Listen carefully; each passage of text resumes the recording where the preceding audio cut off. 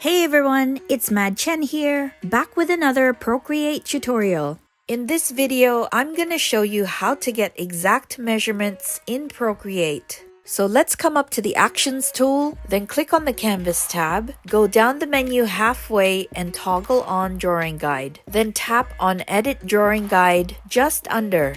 So if you go down here to the menu, you'll see that it says 74 pixels. So I'll go ahead and click on it, then we'll be presented with a new menu, which will allow us to use different measurements, such as millimeters, centimeters, inches, and pixels.